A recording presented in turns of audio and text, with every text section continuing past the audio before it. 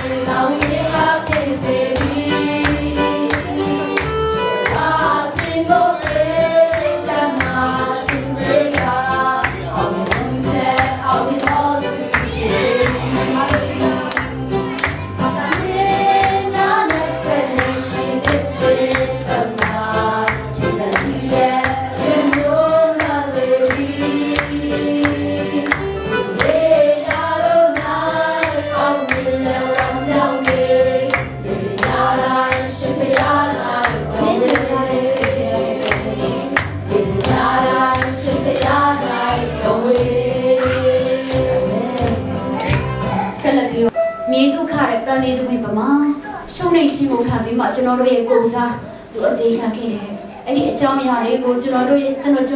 စိတ်နှလုံးထဲမှာတည်မှတ်ပြီးတော့မှစိတ်နှလုံးထဲမှာခံစားရတဲ့နှုတ်သက်ချီးမွမ်းခြင်းမဟုတ်ဘဲနဲ့ကျွန်တော်တို့ရဲ့နှလုံးသားပါလေထို့တကယ်မှအရာကတိဆိုတဲ့ကိုယ်ကိုယ်ရပါတယ်ဒီလိုချစ်ကြရအောင်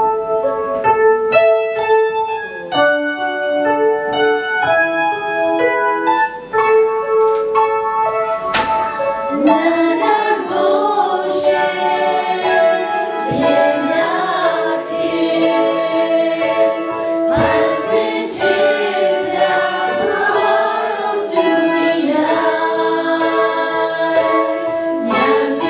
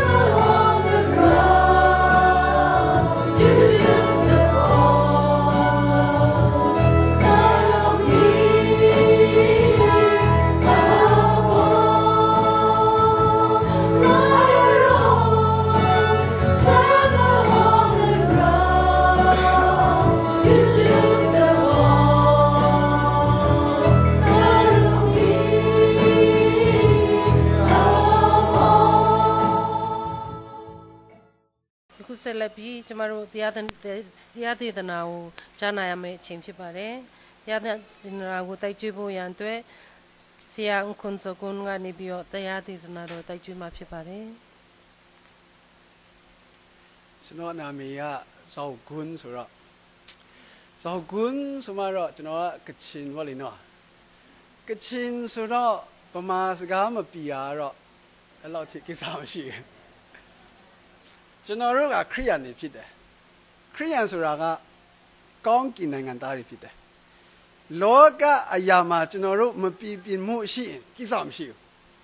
ကောင်းကင်နိုင်ငံနဲ့သက်ဆိုင်တဲ့အရာမှာကျွန်တော်တို့တာဝန်ကျေတယ်ဆိုရင်ကျွန်တော်တို့ကအလုံးပြည့်စုံတယ်အဲ့လိုသဘောတရားအဲ့လိုပဲ justify လုပ်တာဟုတ်လေနော်အလုံးကိုကျေးဇူးတင်ပါတယ်ဒီကနေ့ဒီလိုမျိုးဖျားသခင်ရဲ့ဒီဒီနာတော့အားဖြင့်ကျွန်တော်အားလုံး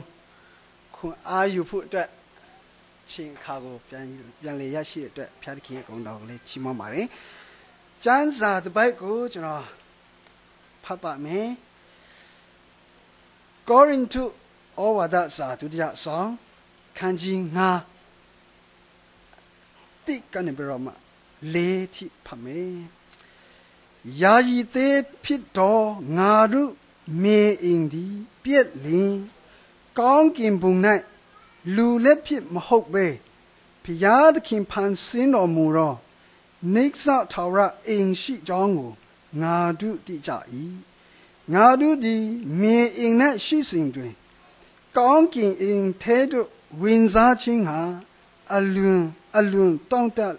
လူချင်သောစိတ်ရှိ၍မြည်တွားမြည်တမ်းလျက်နေကြ၏ထိုတို့ဝင်စားလျင်နေရမဲ့ဖြစ်မည်မဟုတ်ဤတေး၌နေတော့ငါတို့သည်လေးတော်ဝန်ကိုထား၍မြည်တွားမြည်တမ်းကြ၏နေရသေးကထွက်ချင်သောကြောင့်မြည်တွားသည်မဟုတ်တည်တတ်သောအရာကိုအသက်ရှင်ခြင်း၌ဆုံးရှုံးစေခြင်းဟာမေရောနေရာသေးတို့ဝင်စားခြင်းသောကြောင့်မြည်တွားကြ၏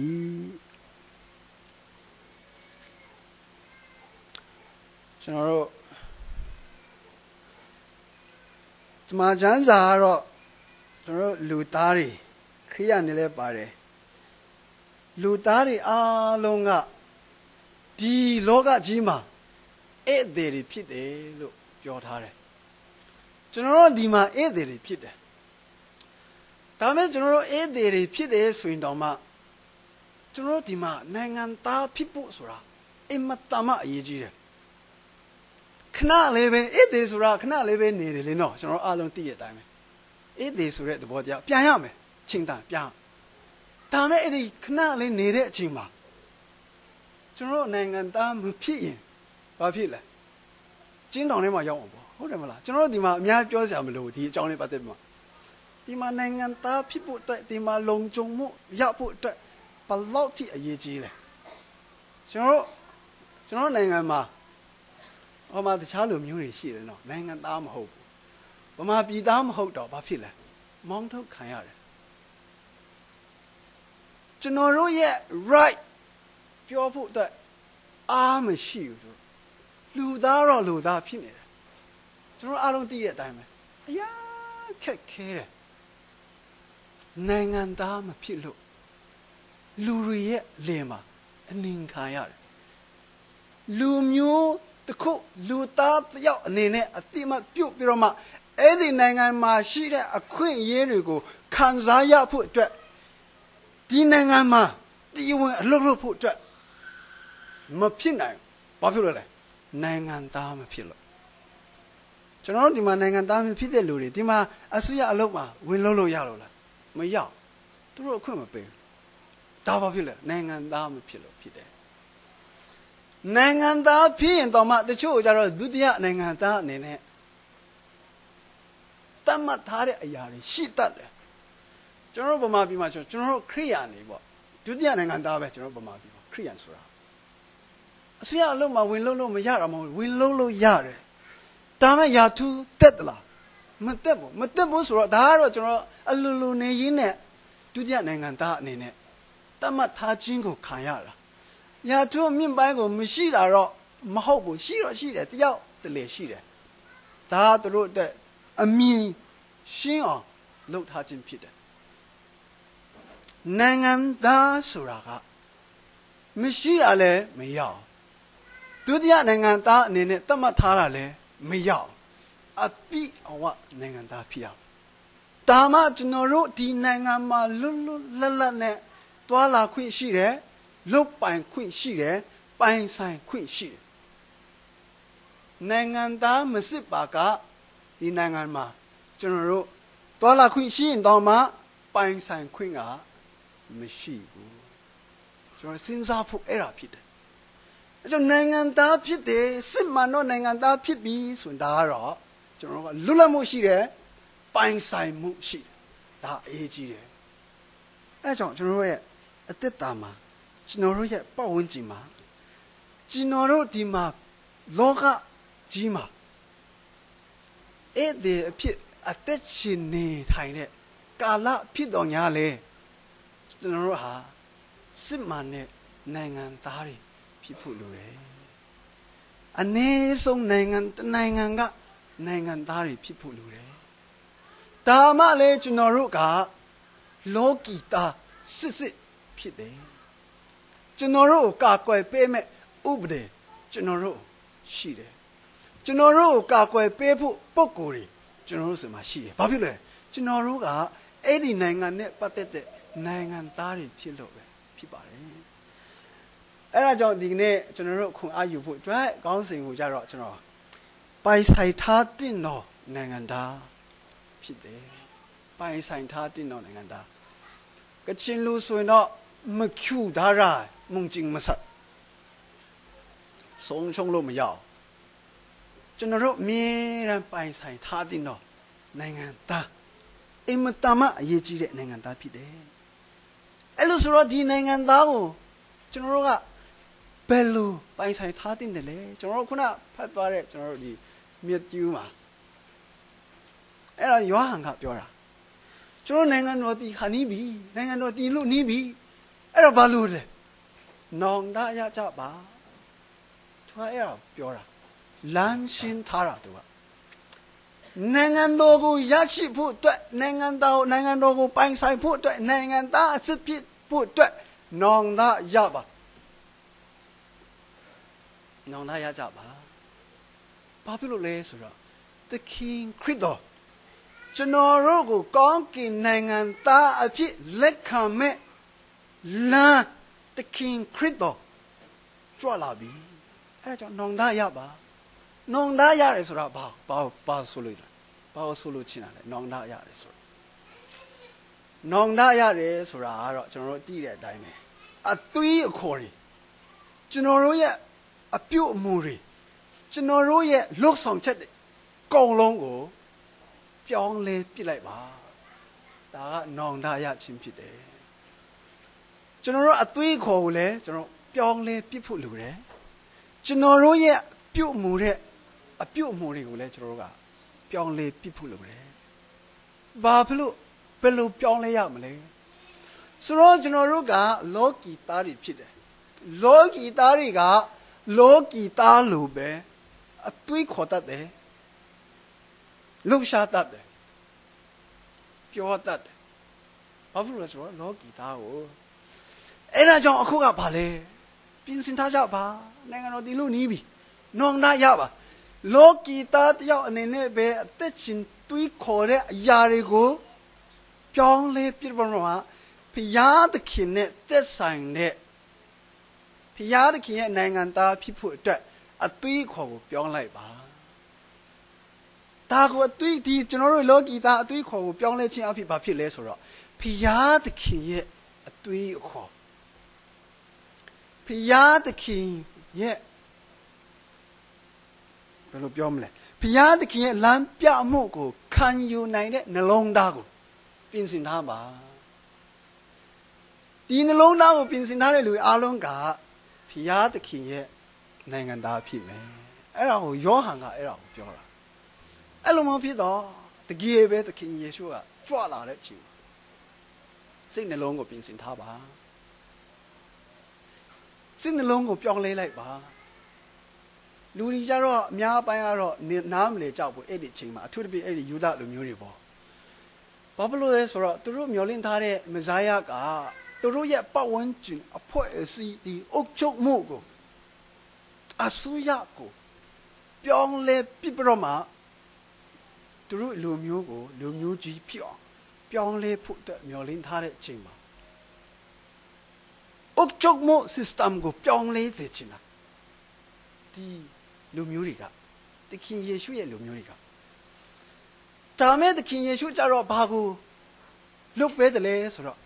အမှန်အကန်ပြောင်းလဲမှုကိုသူကလုပ်ပေးတော့ system ပြောင်းတာနဲ့လူတွေရဲ့အသက်တာကပြောင်းလဲတာမဟုတ်ဘူးအဲ့ဒါကိုသခင်ယေရှုကလုပ်တာအဲ့ဒါကိုလူတွေကလည်းမခံ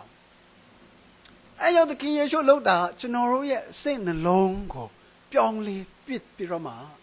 ကျွန်တော်တို့ဘုရားသခင်ရဲ့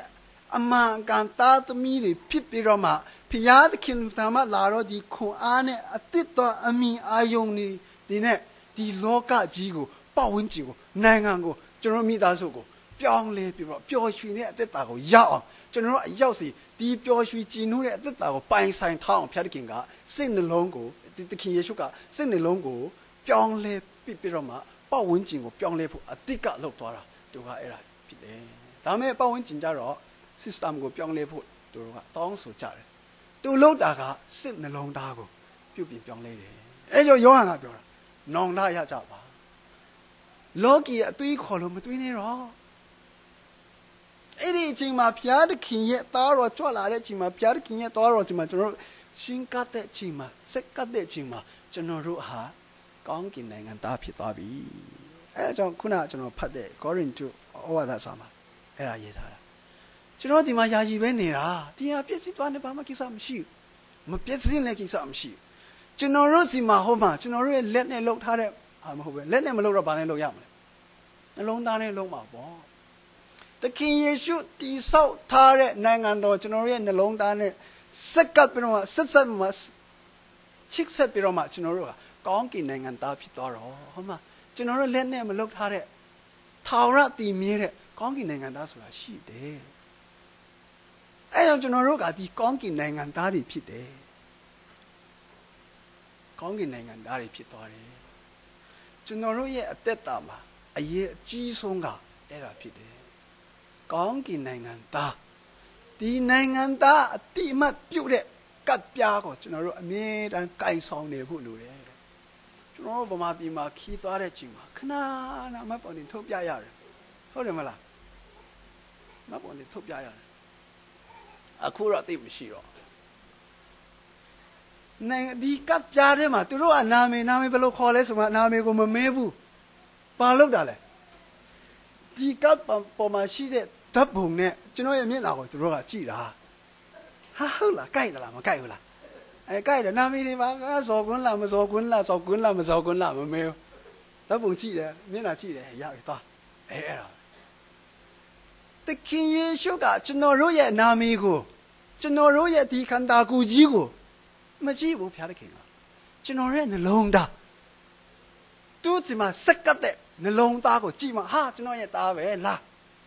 ကျွန်တော်နိုင်ငံသားတွေဖြစ်တယ်အိမ်တော်သားတွေဖြစ်တယ်အဲ့ဒါကျွန်တော်တို့ဘယ်နိုင်ငံမှာနေတယ်ဘာလိုမျိုးဖြစ်တယ်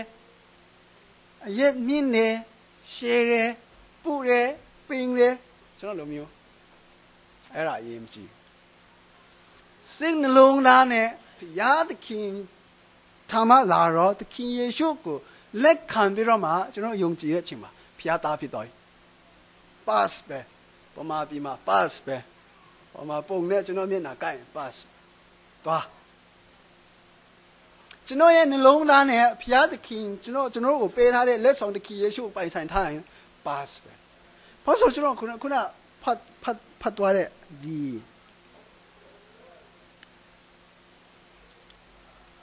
エペソဩဝါဒစာအခန်းကြီး19မှာကျွန်တော်တို့ကသစင်းသားတွေမဟုတ်တော့ဘူးအဲ့လိုပြောတာသစင်းတွေမဟုတ်ဘူးတခြားကျွန်းသားတွေမဟုတ်တော့ဘူးဗမာပြည်ကလာတယ်ဂျပန်နိုင်ငံမှာလာနေတယ်ဗမာပြည်သားဂျပန်နိုင်ငံမှာနေတယ် ဒါလောကဒီနေရာဒီနိုင်ငံမှာတော့ဒီလောကကြီးမှာအဲ့ဒါလိုဖြစ်တယ်ဒါပေမဲ့ဘုရားသခင်ရဲ့နိုင်ငံမှာအဲ့ဒါလိုမဟုတ်ဘူးကျွန်တော်ယုံကြည်သူအားလုံးကတိုင်းတစ်ပါးသားမဟုတ်တော့ဘူးအားလုံးဘုရားသခင်ရဲ့တန်ချင်းတော်ဘုရားသခင်ရဲ့အိမ်တော်သားတွေဖြစ်တယ်အဖေဆိုဩဝါဒစာမှာအဲ့လိုရေးထားတယ်အဲ့လိုပြောထားတယ်ကျွန်တော်တို့အတွက်ဖြစ်တယ်အဲ့ဒါဘာလို့ကျွန်တော်တို့ဒီမှာအခုဒီနေ့ကျွန်တော်တို့ကအကုန်လုံးကဘုရားသခင်ကိုယုံကြည်တယ်သခင်ယေရှုကိုယုံကြည်တယ်သခင်ယေရှုကိုလက်ခံရရှိပြီးတော့မှဘုရားသခင်ရဲ့အိမ်တော်သားတွေဖြစ်တဲ့အတွက်ကျွန်တော်တို့ဒီမှာဘုရားသခင်ကိုချီးမွမ်းတယ်ခွန်အားယူတယ်ကျွန်တော်တို့ခံစားရတဲ့ကောင်းကြီးတွေကိုအချင်းချင်းဝေမျှတယ်ခွန်အားဖြစ်စေတယ်ကိုယ်လုံးပြုံးတယ်ရည်ရစိတ်ဆိုးမှလာတယ်လို့ကြောက်မှမရှိဘူးဖျားကြောင်းလာတဲ့အချိန်မှာဘာလို့လဲဖျားသခင်ရဲ့ကျေးဇူးတော်ကိုခံစားရတဲ့မှာကျွန်တော်အရင်ပျော်တယ်လေကျွန်တော်အားလုံးပျော်တယ်လေအိမ်မနေမပျော်ဘူးဖျားကြောင်းလာရင်ပျော်တယ်ဖျားကြောင်းလာမှမပျော်ဘူးဆိုရင်အဲ့ဒါတခုခုလိုတယ်အပြည့်တော့မဟုတ်ဘူးတခုခုလိုတယ်အဲ့ကြောင့်အကုန်လုံးပျော်ရွှင်ဘာလို့ဆိုဖျားသခင်ရဲ့အိမ်တော်သားတွေဖြစ်တယ်ဖျားသခင်ရဲ့အိမ်တော်သားတွေဒီမှာအိမ်သားချင်းအချင်းချင်းဒီမှာစုပြီးတော့မှလာရောက်တွေ့ဆုံတယ်ပျော်စရာကောင်းတာပေါ့မိသားစုဝင်တွေတွေ့တာဟုတ်တယ်မလားကိုယ့်ရဲ့မိသားစုတွေတစ်ဖက်လုံးမတွေ့ရတာဒီမှာကိုတွေ့တယ်လေပျော်စရာကောင်းတာပေါ့ဖျားသခင်ရဲ့သားသမီးတွေအတူတကွဆွယုံပြီးတော့မှဖျားသခင်နာမတော်ကိုချီးမွမ်းတယ်ဆုတောင်းတယ်အင်မတန်မှပျော်စရာကောင်းတဲ့အချင်းအခါတွေဖြစ်တယ်အဲ့ဒါကြောင့်မို့ကျွန်တော်တို့ကအင်မတန်မှအရေးကြီးတဲ့နေရာမှာရောက်ရှိနေပါတယ်ဒီနေ့ပြီးတော့မှအင်မတန်မှအရေးကြီးတဲ့နိုင်ငံသားတွေလည်းပိုင်ဆိုင်ထားပြီးသားဖြစ်တယ်ဆိုတော့ဘာလို့လဲကျွန်တော်ကဇောက်ကွန်းနေဟုတ်တယ်မလားကျွန်တော်ကဇောက်ကွန်းဆိုရင်ကချင်ပေါ့ကချင်ဆိုဘာလို့လဲကချင်စကားပြောရမှာပေါ့ဟုတ်တယ်မလားဗမာပြည်သားလေဗမာပြည်သားမလို့ဗမာစကားပြောတာလေဗမာစကားတော့သိမပြီဘူးဒါပေမဲ့ပြောရမယ်ကျွန်တော်တို့ကောင်းကင်နိုင်ငံသားတွေလေဟုတ်တယ်မလားကောင်းကင်နိုင်ငံသားလို့ပြုမှုကျင့်ကြံရမှာပေါ့ဒါအရေးကြီးတယ်ကျွန်တော်တို့အတွက်နှောင်တရတယ်ဆိုတာအဲ့ဒါကောင်းကင်နိုင်ငံသားဖြစ်ပြီးဆိုရင်ဟောလောကီနိုင်ငံသားလောကီပြုမှုတွေကိုကျင့်ကြံမှုတွေကိုကျွန်တော်တို့ကဟောအဝဲကြီးမှာထားခဲ့ပြီးသားဖြစ်တယ်အဲ့ဒါကြောင့်လည်းဘုရားသခင်ရဲ့နိုင်ငံသားဖြစ်တယ်ဘုရားသခင်ရဲ့နိုင်ငံသားဖြစ်တဲ့အတွက်ဘုရားသခင်ရဲ့နိုင်ငံသားလို့ကျင့်ကြံရမှာပေါ့ကချင်နာမည်နဲ့ကချင်စကားလည်းမတတ်ဘူးဘုရားသခင်နိုင်ငံသားဖြစ်တယ်ဆိုပေမဲ့ဘုရားသခင်ကိုမယုံကြည်ရတဲ့အတူပဲအဲ့ဒါမလို့ရောက်အဲ့ဒါကြောင့်မို့ကျွန်တော်ခုနကျွန်တော်အတူတကွဖတ်သွားတဲ့ဒီဖိလိပ္ပိဩဝါဒစာအခန်းကြီး3အငယ်20မှာပြောထားတာအဲ့ဒါဖြစ်တယ်ကျွန်တော်တို့ကျမတို့ဟာတဲ့ကောင်းကင်နိုင်ငံသားတွေဖြစ်တယ်ကောင်းကင်နိုင်ငံသားတွေဖြစ်တဲ့အတွက်ကောင်းကင်နိုင်ငံနဲ့ဆက်ဆိုင်တော့အမွန်အကျင့်ယဉ်ကျေးမှုကိုပိုင်ဆိုင်ထားပြီးတော့မှလောကကြီးရဲ့အလင်းဖြစ်ရမယ်ဟောမှာရေးထားတယ်လောကကြီးရဲ့အလင်းကောင်းကင်နိုင်ငံသားရဲ့လက္ခဏာတွေကိုတည်ဆောင်နေတဲ့လောကီသားတွေဖြစ်တယ်လောကသားတွေဖြစ်တယ်ကောင်းကင်နိုင်ငံယဉ်ကျေးမှုကိုကျွန်တော်ရရှိထားပြီးသားဖြစ်တယ်သခင်ယေရှုနဲ့အဲကြောင့်ကျွန်တော်တို့ပြောဆိုသမျှကျွန်တော်တို့ရဲ့လှုပ်ရှားသမျှကျွန်တော်တို့ပြုမှုကျင့်ကြံသမျှအားလုံးဘုရားသခင်ရဲ့နိုင်ငံသားဘုရားသခင်ရဲ့နိုင်ငံတော်သားနဲ့သက်ဆိုင်တဲ့နိုင်ငံသားတွေလူဖြစ်ရမယ်အရင်ဘက်ကကျွန်တော်တို့ဒီ present မှာဟိုးဒီဒါဝိကမင်းဖြစ်တော့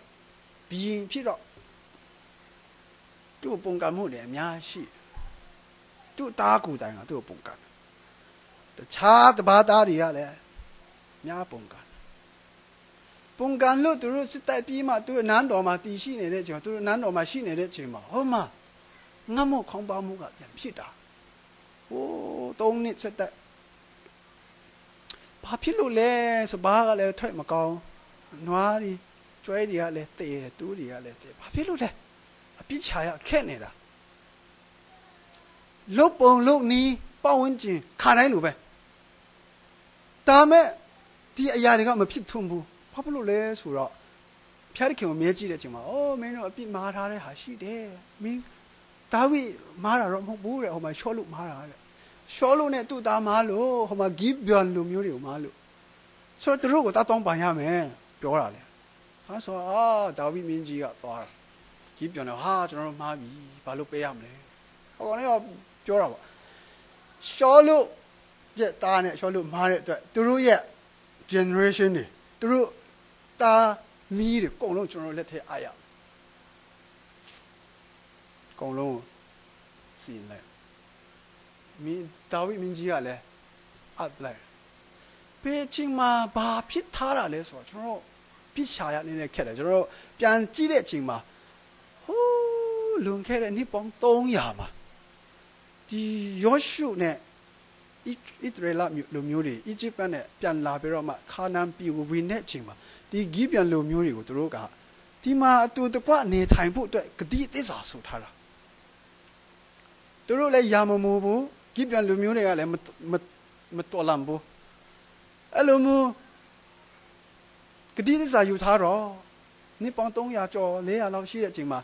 ယောရှုကဒီရှောလုနဲ့သူ့သားကဒီဂိဗျန်လူမျိုးတွေကိုတတ်မိတယ်တဲ့အဲ့ဒီရန်ကြွေးရှိလို့တဲ့ဖျားတခင်ကတန်ပေးတာအဲ့ကြောင့်ဒီဂိဗျန်လူမျိုးတွေကိုတောင်းပန်ရမယ်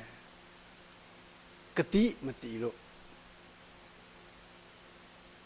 ဖျားတခင်နိုင်ငံသားများဂတိတီဖို့လူတယ်ဖျားတခင်မှာဖျားတခင်အနာမရောနဲ့စက်တနာမှာဖျားတခင်ကျွန်တော်တို့စက်တနာမှာတော့ TKPC အလက်နော်ဖျားတခင်ကိုပြောထားတာဟုတ်တယ်ကျွန်တော်ဖျားတခင်ကဟုတ်တာဗောသူ့သားသမီးတို့သူကချစ်တာဟုတ်စက်တနာဆိုတာနဲ့နားတာငါသားသမီးတွေကျွန်တော်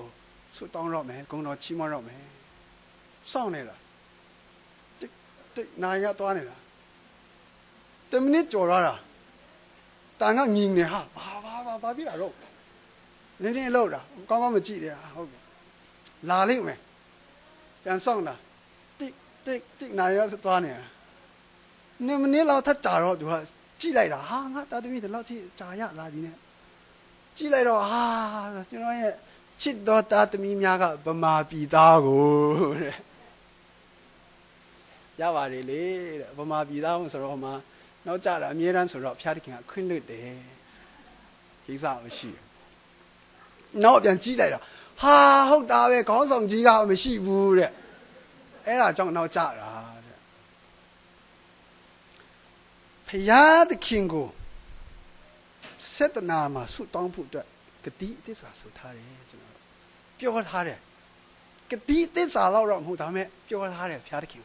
ဖျားတခင်စက်တနာကနေစပြီးတော့မှကျွန်တော်ပြီးရဲ့အထိကျွန်တော်တို့ရဲ့အလက်နော်ဆုတောင်းဖို့အတွက်အချိန်တတ်မှတ်ထားတယ်ဖျားတခင်လည်းကျွန်တော်တို့ကိုစောင့်နေတယ်ကျွန်တော်တို့ဆုတောင်းတဲ့ဟာကျွန်တော်တို့တချင်းချီးမွမ်းတဲ့ဟာဖျားတခင်ကနားညောင်းဖို့စင်တင်ရှိတယ်ကျွန်တော်တို့ဘုရားသခင်ရဲ့သားသမီးများဂတိတည်ဖို့လိုပါတယ်ဘုရားသခင်နဲ့မြေရာ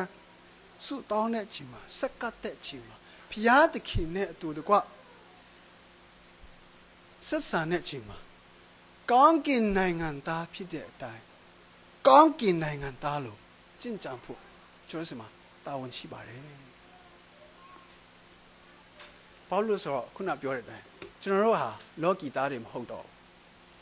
လောကကြီးမှာရှိတဲ့ဘုရားသခင်ရဲ့နိုင်ငံသားများဖြစ်တယ်ဒီနိုင်ငံသားကိုမဆုံးရှုံးအောင်ကျွန်တော်တို့အမြဲတမ်းဘုရားသခင်ထာမချီးမွမ်းလျက်ရှိနေဖို့ဖြစ်ပါတယ်ဘုရားကြောင့်နောက်ကြတယ်နှစ်ခေါက်နောက်ကြတယ်သုံးခေါက်နောက်ကြတယ်ငါးခေါက်လေးခေါက်ဆိုတဲ့အချိန်မှာမလာတော့ဘူးတစ်ပတ်လောက်မလာဘူးနောက်ပတ်ပြန်လာတယ်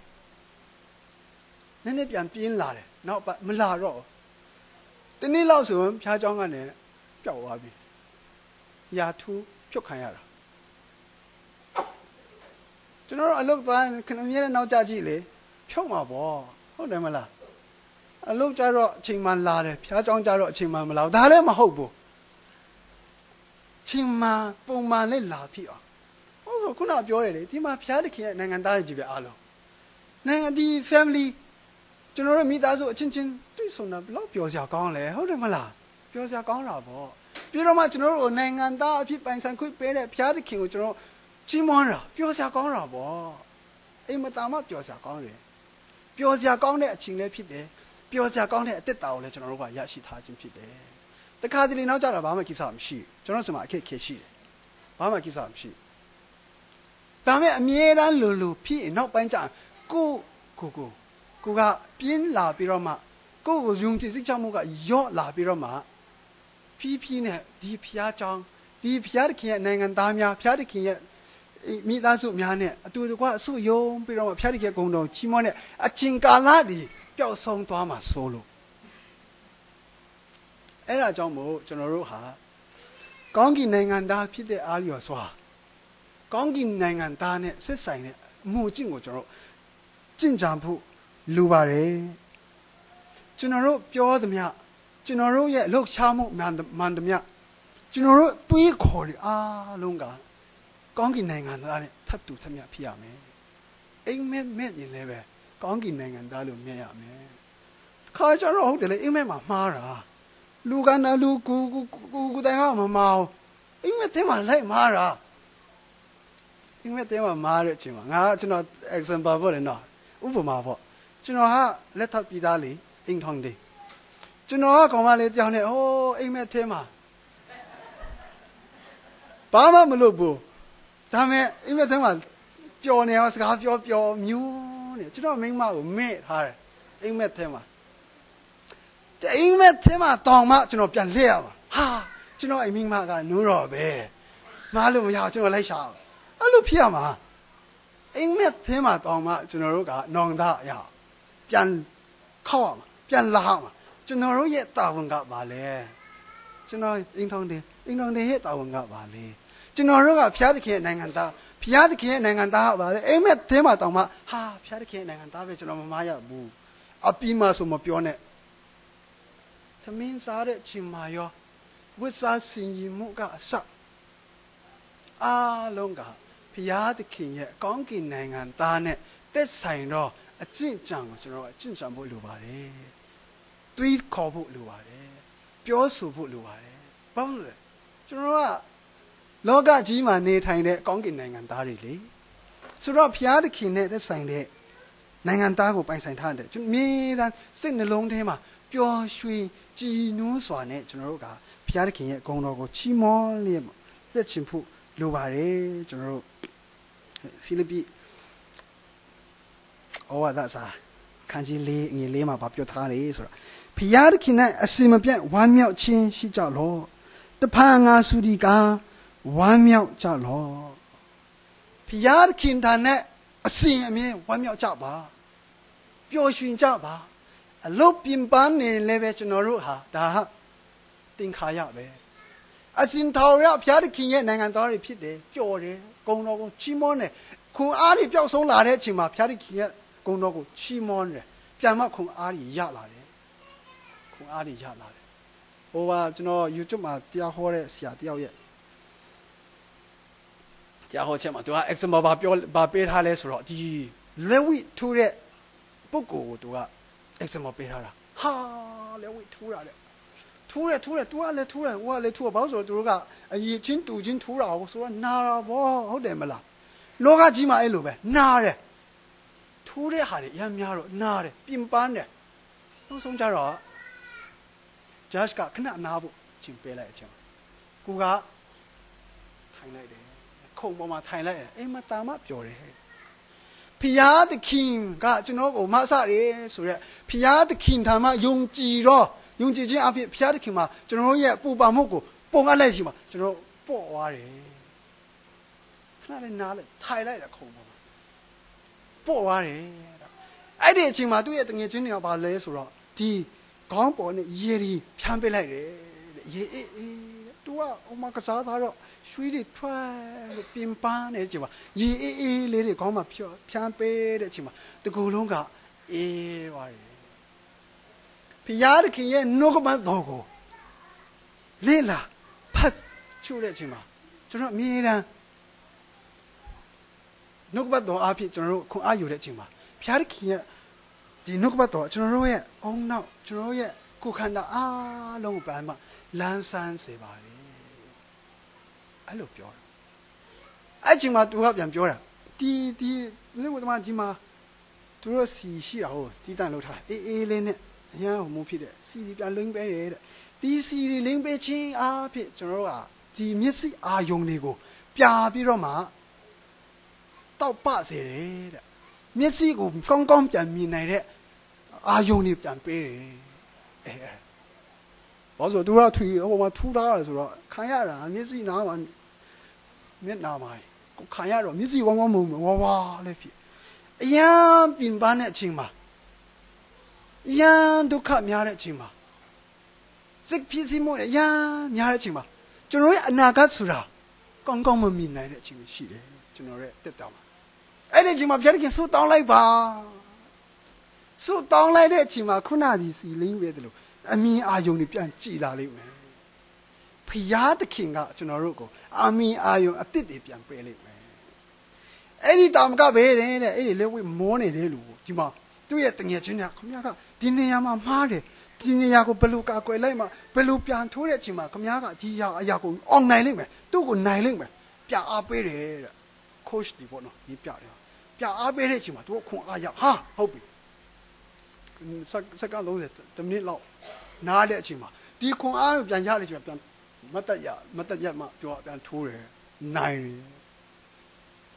ဖျားခင်တာမှာစွတ်တောင်းတဲ့အချိန်မှာဝိညာဉ်တော်ဟာအမြဲတမ်းကျွန်တော်တို့ကိုဘာဖြစ်လဲစကားပြောတယ်ဒီလိုလုပ်လိုက်ပါဟိုကလုပ်လိုက်ပါဒီလိုမတွားပါနဲ့ဒီလိုမလုပ်ပါနဲ့အန်ဒရရှိပါတယ်ဖျားခင်ကကျွန်တော်တို့စွတ်တောင်းခြင်းအဖြစ်ကျွန်တော်တို့ရဲ့အာမင်အာယုံထဲမှာဝိညာဉ်တော်စကားပြောတဲ့အချိန်မှာကျွန်တော်တို့ခါခွန်အားတစ်ရပြီးတော့မှကျွန်တော်တို့ရဲ့လုပ်ငန်းကိုကျွန်တော်တို့ရဲ့မနေ့ဖာအတွက်ကိုကျွန်တော်တို့ကရှင်းလင်းနဲ့ကျွန်တော်တို့ကမြင်နိုင်တယ်လုံနိုင်တယ်တတ်စွမ်းနိုင်တယ်ဖျားသခင်ထံမှာအစင်မြဲဝမ်းမြောက်ခြင်းရှိကြပါဒီလောကသားအားလုံးခရိယာတွေရောမယာနဲ့ဟာတွေရောအားလုံးကစစ်ပူပါမှုတွေရှိကြတယ်ပြင်ပမှုတွေရှိကြတယ်ဒါမဲ့ဒီပြင်ပမှုတွေကကျွန်တော်တို့ကိုအလေးထိုးနိုင်တဲ့အရာတွေမဟုတ်ဘူးဆိုတာစိတ်နှလုံးထဲမှာအမြဲတမ်းမှတ်ထားပြီးတော့မှသခင်ဖျားသခင်ကအမြဲအစင်မြဲဝမ်းမြောက်ခြင်းရှိပါဆုတောင်းခြင်းအဖြစ်ကျွန်တော်စက္ကတဲ့ချိန်မှာကျွန်တော်ခွန်အားတွေပြည့်ပြီးတော့မှဖျားသခင်ရဲ့နိုင်ငံသားဖြစ်တဲ့နေ့တူအမြဲတမ်းပျော်ရွှင်တဲ့အသက်တာတွေရရှိနိုင်ပါစေလို့ဆုတောင်းရင်းနဲ့နှုတ်ကပတ်တော်ကိုညီကုန်းချုပ်ပါတယ်ကျေးဇူးတင်ပါတယ်